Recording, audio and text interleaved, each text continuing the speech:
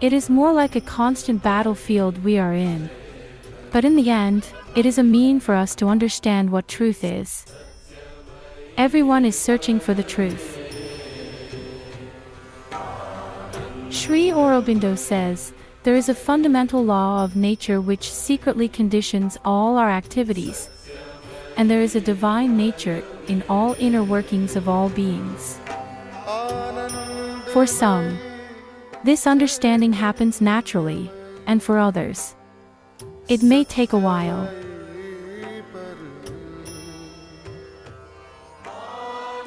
Truth can be very near or very far. If you are conscious, then truth can be instant.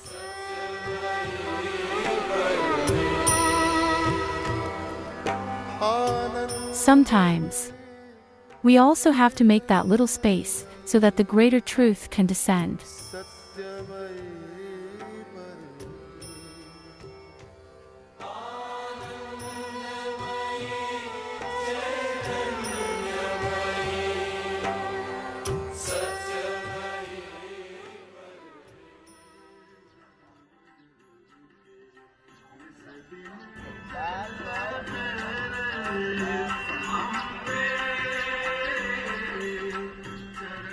Our children have no ego, they can survive anywhere.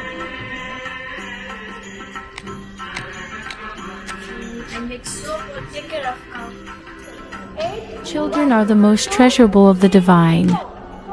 They have the most creative potential and intuition yet to be discovered. Children in the Sri Aurobindo Yoga Mandir are encouraged to explore, investigate, create, imagine, hypothesize, and discover. But without a structure, this understanding of life is not possible. What I was dreaming of is already in practice. All life is yoga and all life is life divine.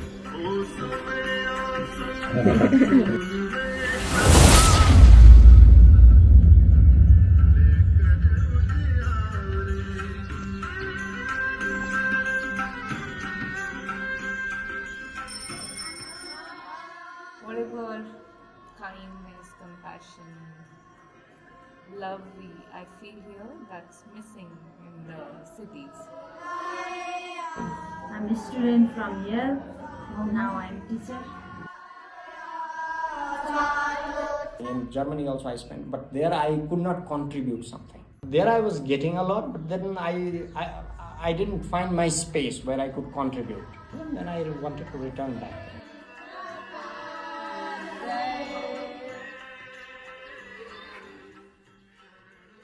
I wanted to go. I used to cry also, but I'm not gone. Means something is pushing me to stay. I went back to India. Then I came again. When I came second time, I thought I want to stay. I felt I want to stay, and I want to stay a long time. I came to ashram because I was looking for an answer. Did you find one? I think I found it.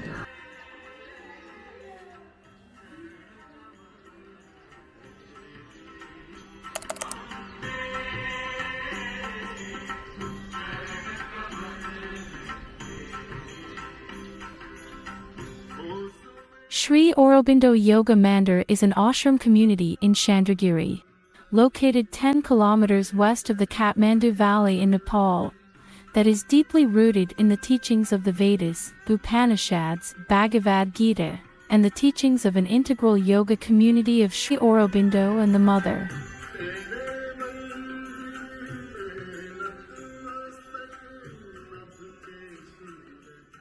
I'm from Montreal. I came just before pandemic. We got married and we had a son. It took me this time to unify everything. You know, my love for Nepal and the ashram, and my Tai Chi and my Kung Fu. It was like at one point I had to choose, but now I unified everything in my life. It's the life I dreamed of. So it took me 20 years to achieve. So this ashram especially is a very, very different ashram than any other ashram that I've seen. Here, collective effort, because it's their home. It's their place. No matter where they go, they will come back, return back, stay here, contribute in whatever way they can. When you are contributing, when you are doing something, you slowly make that place your home.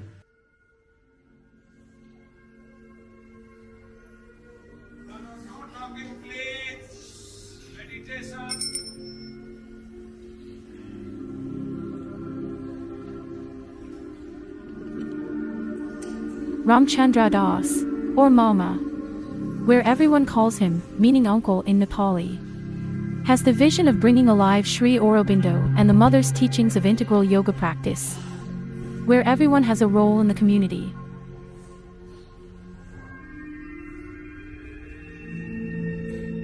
Mama has started the ashram since 1993, and the community has since served free education for more than 1,000 children from all over Nepal.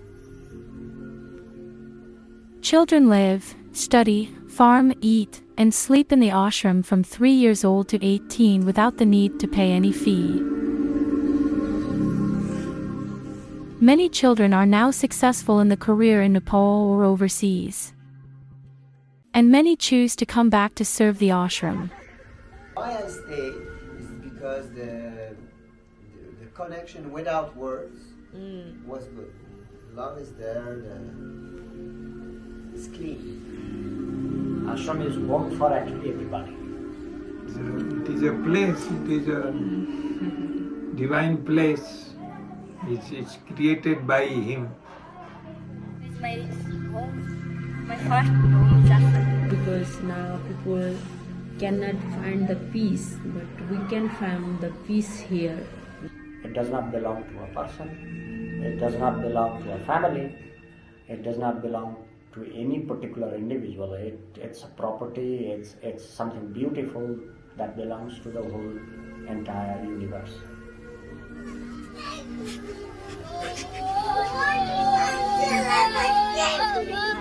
I love ashram. I love ashram. Yeah, I love ashram. I love this ashram. I love ashram. Why ashram was established was actually to create a space where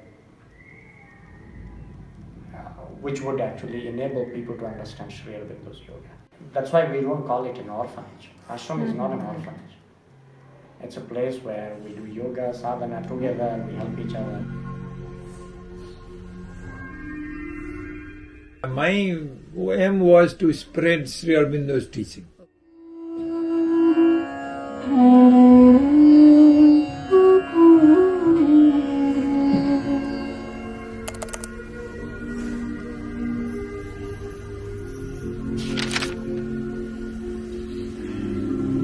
Sri Aurobindo says that the mind is the help, but is also what hinders. So we have to conceive, because conceptions perceive like integration. But at one point, the mind has to just not be there. Integral yoga means combination of all the aspects of life. See, life has different aspects. From the beginning itself, I have grown in the ashram, so I know the philosophy, how ashram came into existence, and that's the reason why the effort of every student, every person who lives in the ashram is so essential. Everybody is contributing, everybody is getting out of the ashram something. It's an amazing place. This is applied yoga. I mean, live in the community and still having the goal of the spiritual enlightenment, because sometimes we disconnect from the earth Too much, the spirit. Everybody is really rooted and is very also on the c'est très it's rooted, enraciné, I feel. Yeah. Anyways. It's very grounded here. Like everybody's doing the work. This is the different ashram who teach us self-sufficient. You have to work for yourself and help others. Here, in ashram, the children they are like a rule. They are in the system. There is a time for eating, time for playing, and time for work, time for like meditation and everything. They are all occupied. They are all like busy life, no. Then they don't have time for like not good things. Here they have many possibility to learn many things. The children, small children also, they happily do some work.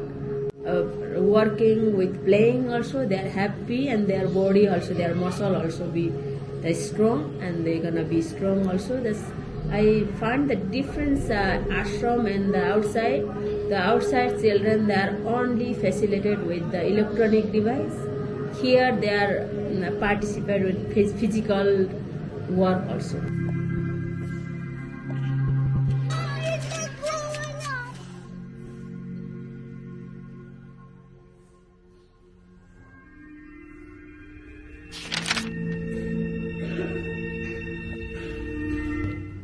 School is one of the biggest organs of the ashram. Our main objective is to give good quality education based on the philosophy of Mother and Sri Aurobindo. I used to see so many missing points in the society, like as simple as cleanliness or basic work that people do. Or I strongly believed that meditation and practice should be part of schooling. You cannot teach these things later. It has to be built like, how we all brush our teeth and it's become a habit. So these small things are built in at a very early age. But when I came here, I felt my dream was already alive. It was already existing.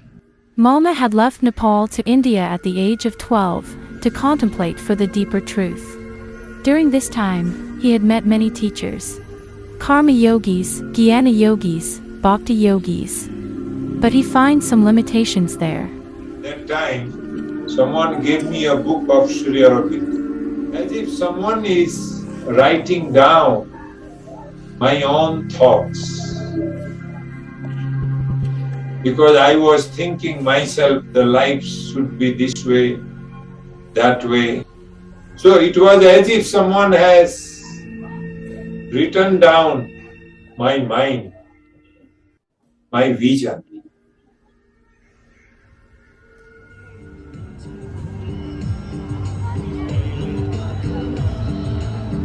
After 20 years, he decided to go back to Nepal for the first time. Yes, the first time I came, I saw many,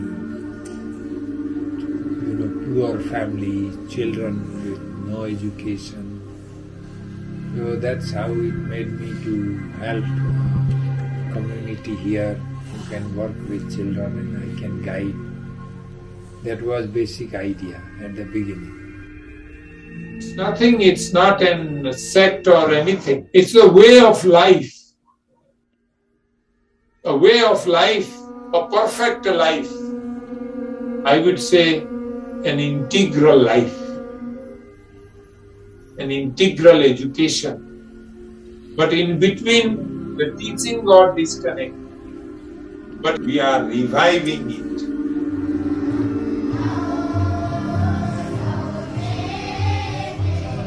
Mama said, for kids below 6 years old, you have to give them all the love they need. After 6, you have to be strict and discipline them. Tofu is definitely a nice vehicle for the kids. Be strong, you have to be disciplined, and it takes a lot of confidence. And actually, Swamiji is my uncle. He was very strict, very, very strict. Very strict with everything. We used to be quite, scared of him. Here, this Mama bring like Sri Aurobindo's teaching. Sri Aurobindo said nothing can be taught. You have to realize, you have to do from within. So even small children, I give them an opportunity. I give sometimes slightly hardship also in life so that when they grow up, any hardship will not trouble to them. So spiritual education is a must. When they eat, we tell them to eat consciously, observing the taste, walking consciously, sleeping consciously. So that way we grow conscious.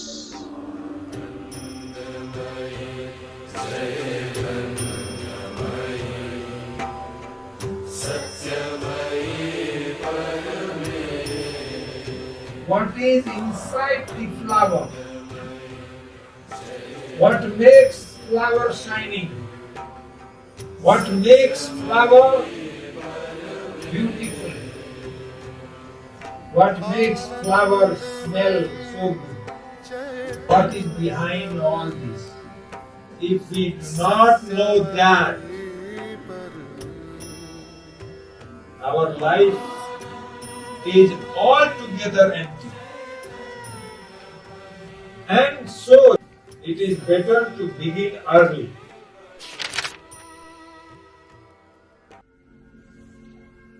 To give that environment, it is a mutual practice for teachers and students. Democracy for me is developing and giving that space where students can slowly discover themselves, and teachers also, so that they realize our complete freedom within themselves. That's where true freedom is, right? Freedom comes from within. How do we develop that freedom within? We are slaves of mind, we are slaves of our ego, slaves of our passions, slaves of our desires. So keeping that environment where teachers are also having that space where they are capable of seeing within themselves and following that path of progress where they realize complete freedom, that comes out of freedom rather than more like instinct, desire and so on. And also at the same time, for the students also, create that space where they are conscious about their own decisions, conscious about their desires, conscious about their passions, conscious about what their mind is saying and so on.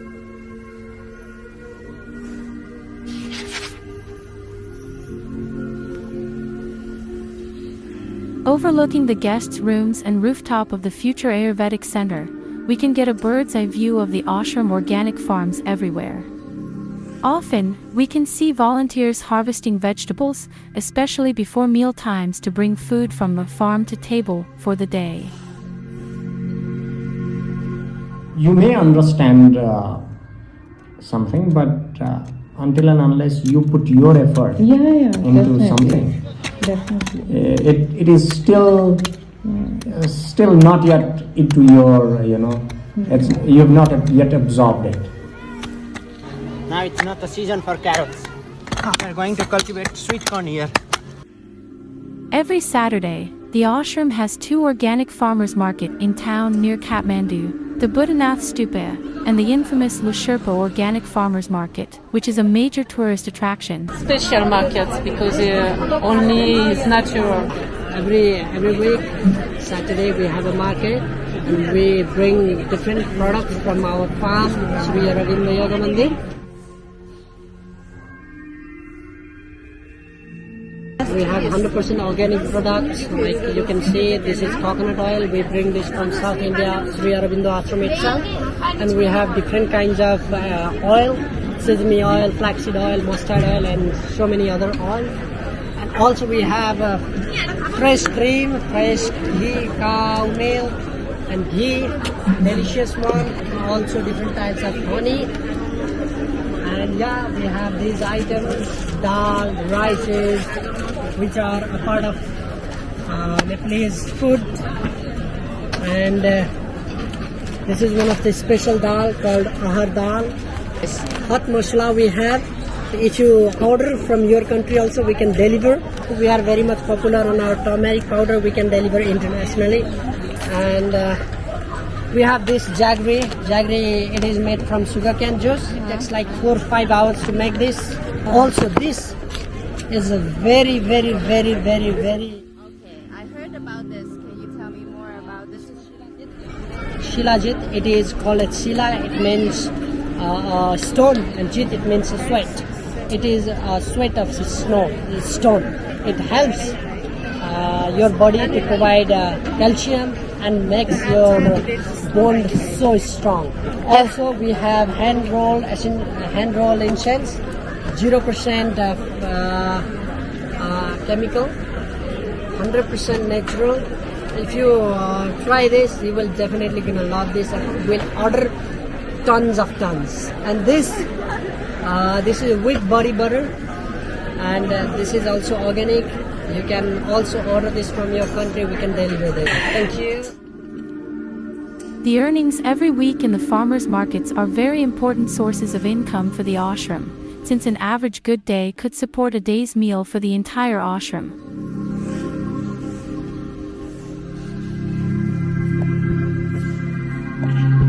But during COVID, it's a lockdown. We have even we don't have food. Because nothing is running. We cannot sell our vegetable. We cannot rent our room for guests. And Swamiji cannot give any class outside. How to come the money. How did you get through that? We asked some good friend, Mama, that's ashram good friend, and that time they help money. Then we are good. Always Divine Mother is helping us.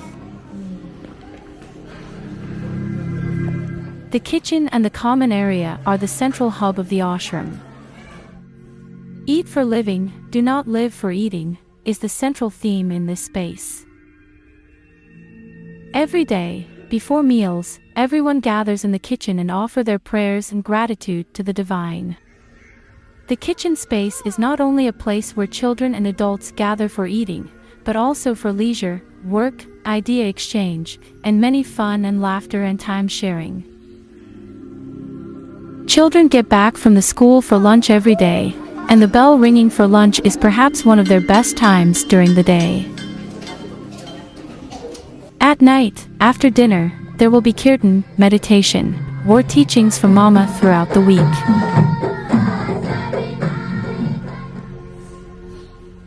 The kitchen is always in action, providing everyone with delicious organic meals every day. The kitchen cooks food according to the harvest of the seasons, and therefore everyone in the ashram receive their daily nurture from what the nature has to provide. Working endlessly are everyone and our main chefs Maya and Sita.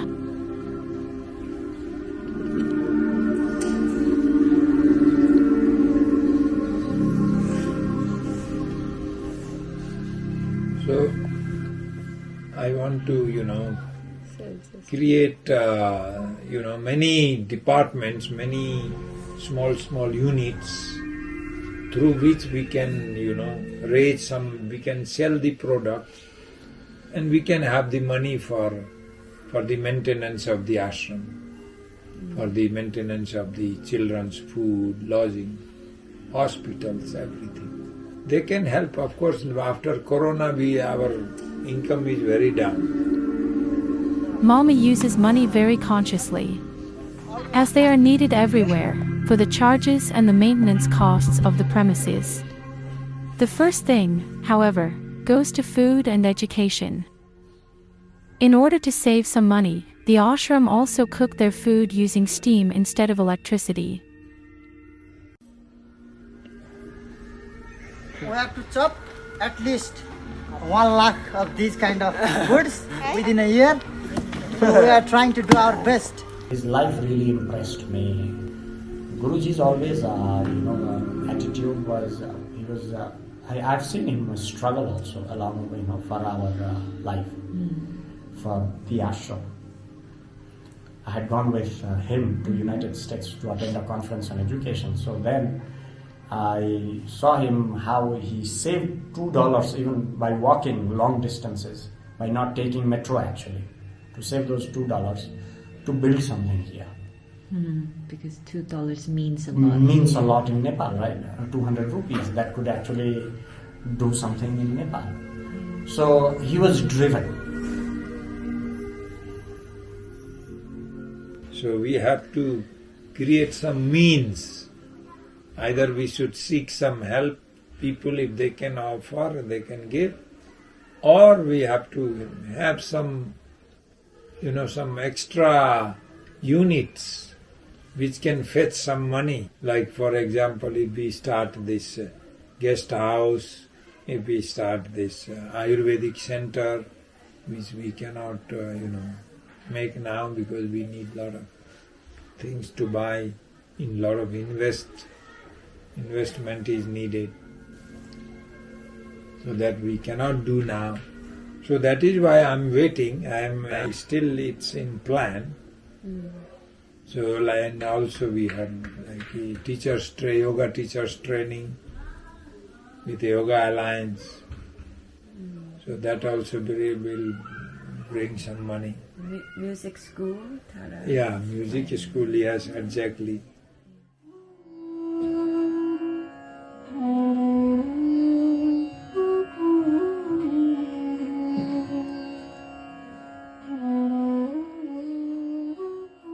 I have vision to work to serve the children through music. Actually, we are planning to open a music school here. Maybe later we will have academic music school here. So anyone can come and get admission there. They can get degree in music. There are many plans, and now government of Nepal is making a fast track. It will take just 1 hour to reach the Tarai, so that every day we can bring milk.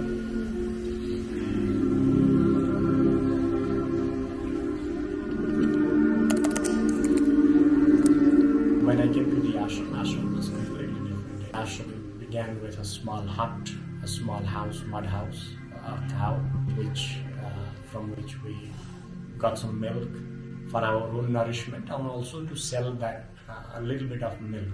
And we learned to roll incense at a very young age. Carrying water, we didn't have water then here for cows, for ourselves. So we used to go a little nearby, whatever we could, with 2 liters, gallons, we used to go fetch water. All of us, smaller ones, students, everybody. So from that it began. I bought an old house here. I was in the city for a few months. Then this old house I bought, renovated it. No toilet, no bathroom, constructed bathroom, toilets. We were just 2 children. We started rolling incense. That was the economic side, to make it more sustainable. That was the vision of Swamiji. I did not want to be dependent on donations or on, today they might give and they stop. What will?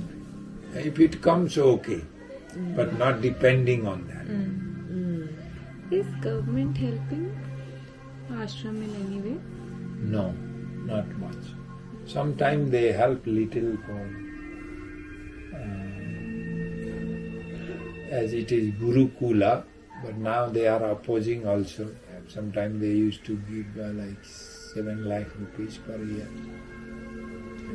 This year we don't have it.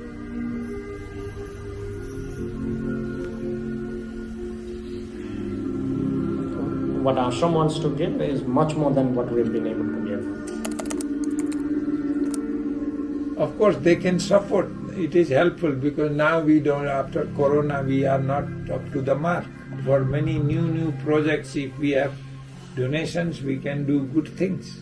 Further improve our, quality of livelihood, quality of food, more fruits to the children. We do not have abundance. We do not have enough. If you have money, then you can add more facilities. For me, manpower is the biggest problem. We are in a phase where we do not have ample amount of economic support so that we can bring in some other teachers from outside. Money is essential, but much more essential is the manpower. Most of the grown-ups want to move ahead with another life, for some period of time, definitely, I would say.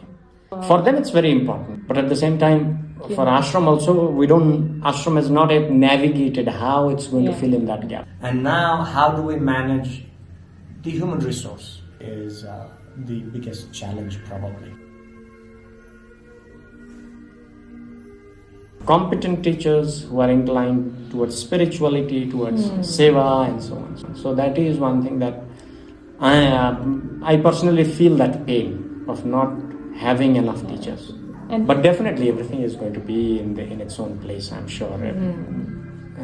Something will happen, somebody will come along the way, and they will also explore, they will also return.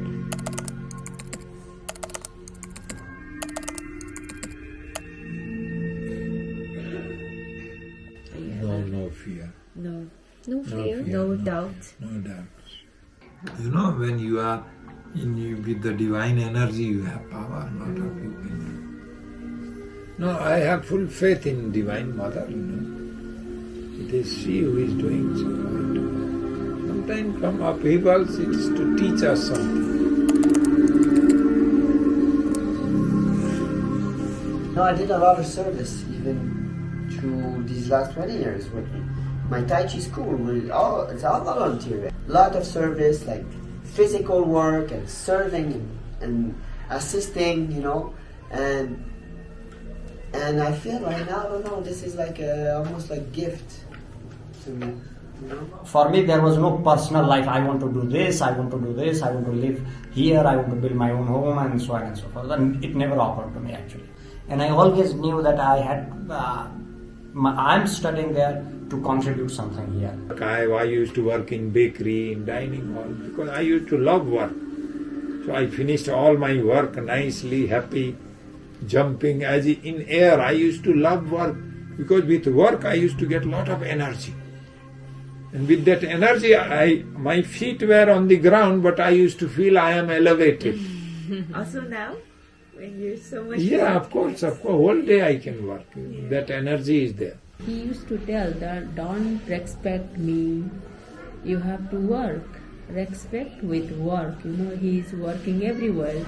On that time he is working. Now also he is working everywhere, physically, mentally, everywhere. When we are working, when his presence is there, we got lots of energy. Like if I can't take like 20 kg of stone, if he was there, it is easily we can do. I don't know, I feel many times like this. Maybe his energy is working with us. When he is standing there, then you can see the boys how they work.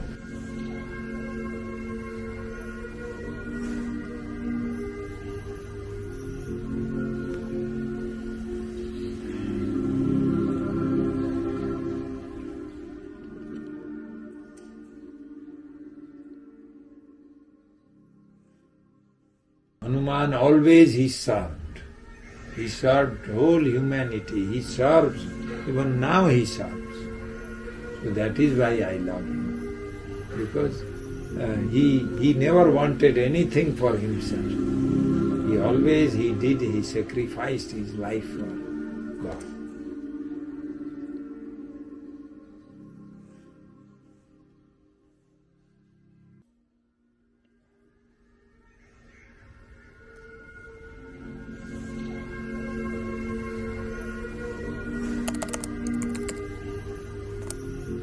There are two ways. Some people, they look for passion, they find passion and they continue. But there are some people who will do what is needed. They get what is needed, whatever is in front of them, and then they create passion out of it. That's probably the harder path that That's you have a bit to harder take. one. But that is the path of sadhaka, actually. I don't foresee anything, Okay. So whatever comes, I adopt it. Me as I don't have any vision, I can say, because I feel like whatever it comes, it work. But vision, I want something, but it is not happening what we want, Just we have to surrender things. whatever it comes, we have to try to solve, try to do better. I never wanted to come here. I liked Pandi so much, Panditji Ashram. And then everybody was telling, forget about Nepal, and I was also happy. But all the time something used to come me, torment. Oh, you ran away from work, you ran away from work. Nepal needs work. Then Nirodha, I will go to Nirodha, because after Champaklal it was only Nirodha who was very close to Mother and Sri Aurobindo. If Nirodha says you go, then I will go. He said, no, you have nothing to do here, you go Nepal and work. And I had determined before going to him, whatever he will say, I will follow. Then I had to come, crying I came.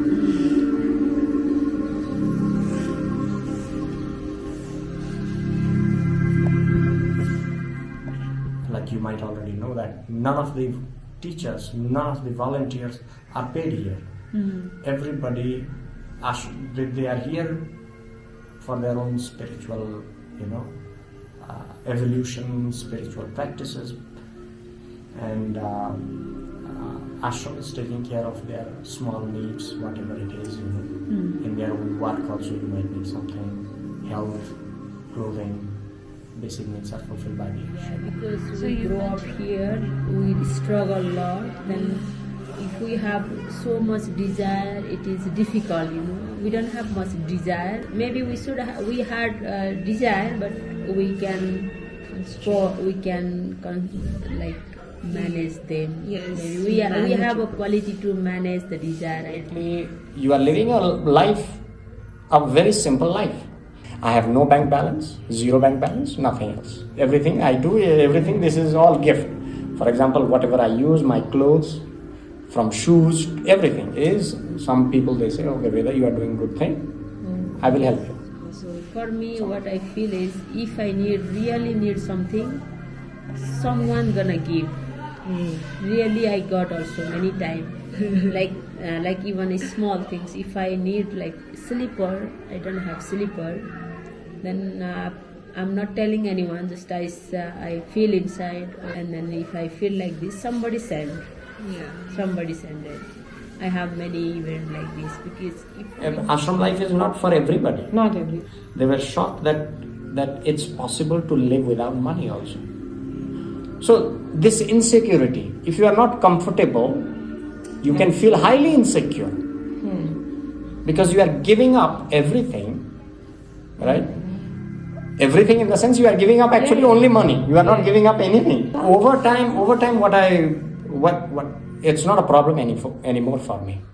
I have this deep feeling that the world, I have come to this world, the world will take care of me. Because if we really need things, not like extra, but for like living simply, God will send, I think. Anybody, some good-hearted people, they send also. Then we run our life like this. So this sense of, this sort of, deep comfort that I have found lets me do what I do in the ashram. Lets me put as many hours as possible for the ashram. And to have that comfort, complete trust in the universe that even if you fall and you have nothing, absolutely nothing, if you have that trust, the world will take care of you. And you may have millions of dollars because of that trust. Because you will put that into some service, right? You may not have to live completely without money. It is what the time demands of you and what your work demands of you. You may have to live as a beggar or you may have to live as a king. That is the yoga, right? But you are completely fine with it. Therefore, life of a sadhaka is not an easy life. But then it's the most fulfilling life. Now, the choice is yours. Right? Right now, not so big. Nothing is so big.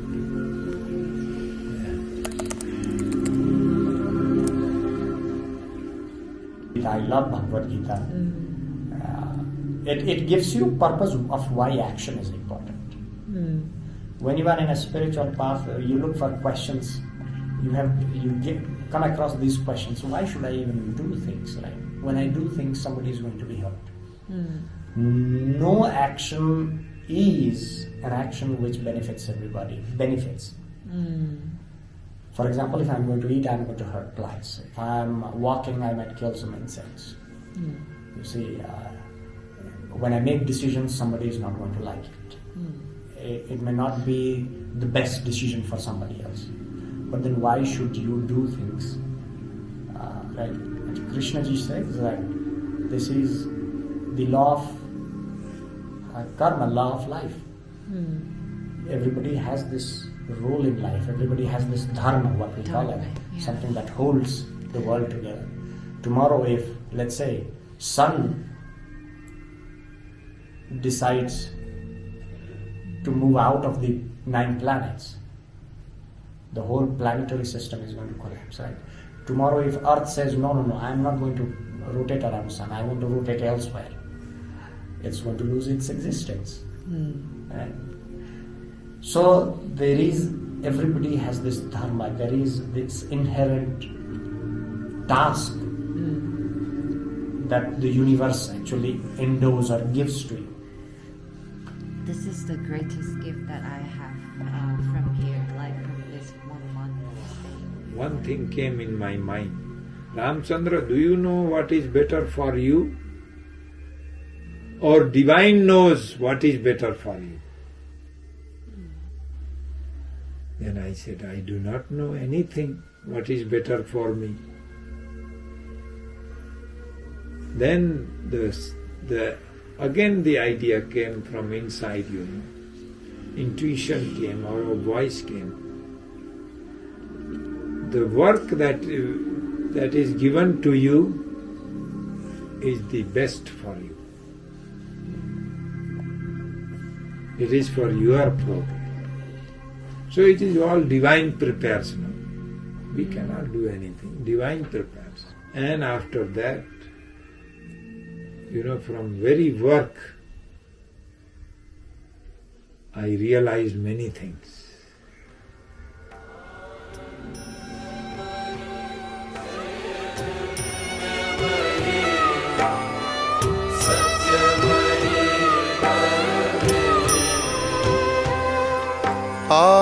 Anandamayi चैतन्यमयी सत्यमयी Parmeshwari